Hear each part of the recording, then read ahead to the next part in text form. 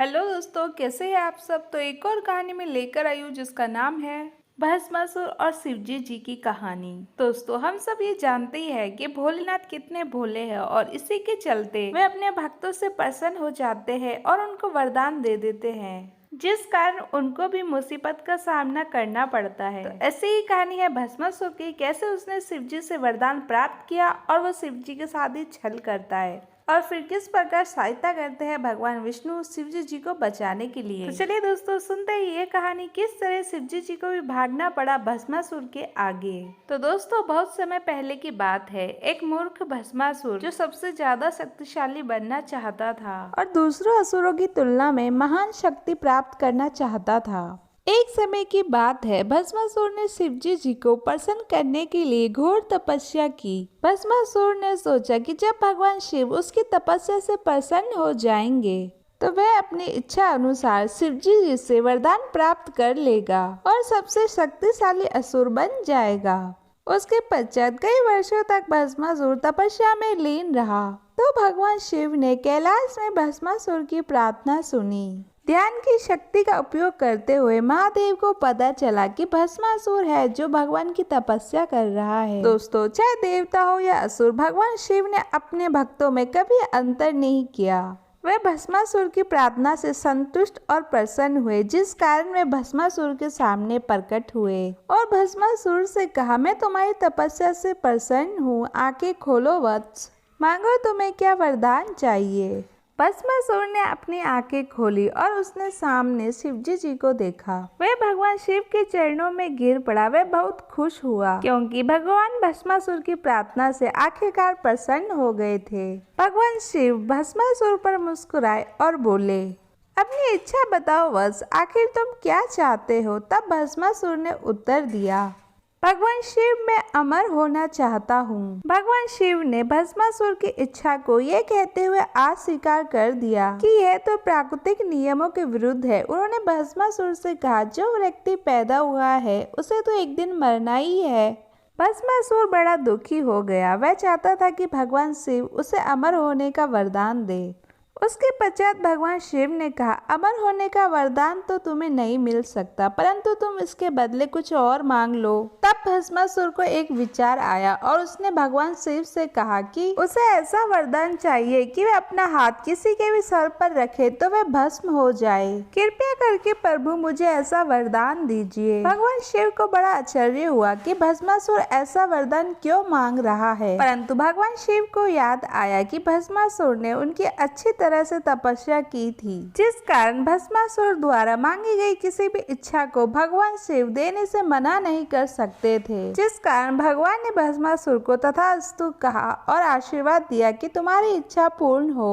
भगवान शिव इस बात से अनजान थे कि भस्मासुर इसका दुरुपयोग भी कर सकता है। भस्मासुर जोर जोर से हंसने लगा और भगवान शिव से कहा कि भगवान शिव, मैं आपसे भी ज्यादा शक्तिशाली हूँ। उसने भगवान शिव से कहा कि वह चाहे तो अभी भगवान शिव को जलाकर भस्म कर सकता है। भस्मासुर की ऐसी बात सुनकर भगवान शिव हैरान रह गए। भस्मासुर ने भगवान शिव से कहा कि वह उन पर अपनी शक्ति का परीक्षण करना चाहता है। वह देखना चाहता है कि भगवान शिव ने जो वरदान दिया है वह सत्य है या नहीं, और अगर सत्य है तो वह किस प्रकार कार्य करता है वह देखना चाहता है। यह कहकर भस्मासुर शिवजी की ओर आने लगता है। भस्मासुर को अपनी ओर आता देख शिवजी जी दौड़ने लगे। शिवजी जी को ये बात अच्छी तरह पता थी कि वे अपने शब्दों को अब वापस नहीं ले सकते, जिस कारण वे भागने लगे, क्योंकि अगर भस्मासुर शिवजी जी के सर पर हाथ रख देता तो शिवजी जी अपने वरदान के चलते स्वयं भस्म हो जाते। भगवान शिव केवल एक ही काम कर सकते थे, वह था भस्मासुर से दूर भागना। भगवान शिव तेजी से दौड़ने लगे और भस्मासुर ने हाथ फैलाकर उनका पीछा किया।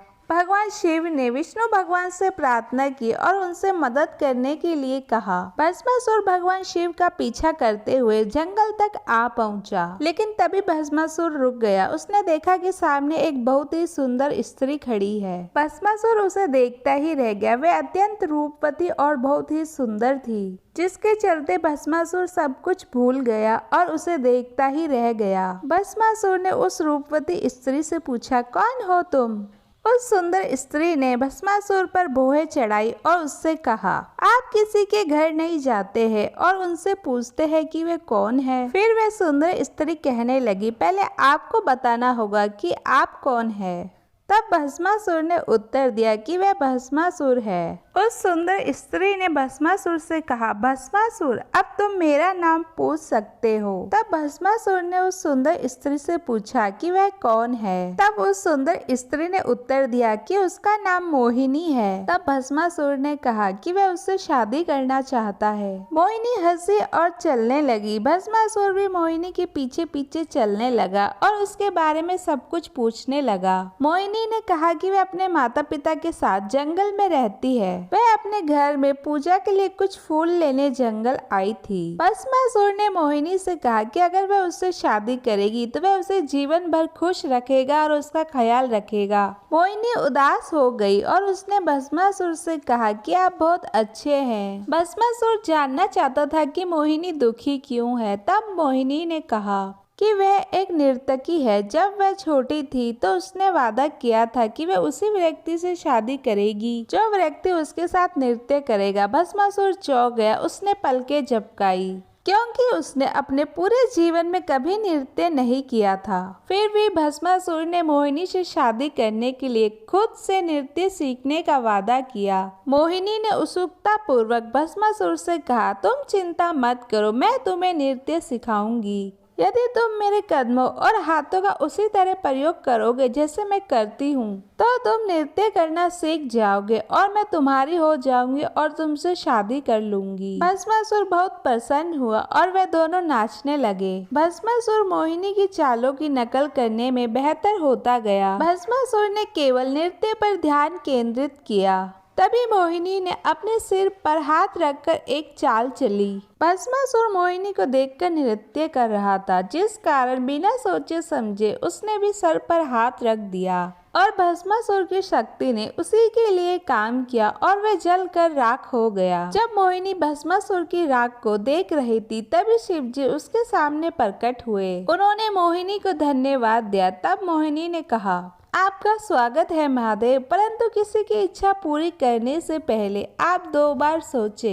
मोहिनी गायब हो गई और उसके स्थान पर विष्णु जी अपने पहले वाले रूप में वापस आ गए। भगवान शिव ने एक बार फिर विष्णु जी को धन्यवाद दिया भस्मासुर से बचाने के लिए। तो दोस्तों, कहानी यही समाप्त हुई। कमेंट करके बताइएगा आपको कहानी कैसी लगी और लाइक एंड सब्सक्राइब कर दीजिएगा दोस्तों प्लीज, और कहानी को शेयर भी कर दीजिएगा दोस्तों प्लीज। मिलते हैं अगली कहानी में, जब तक के लिए राधे राधे, बाय बाय दोस्तों।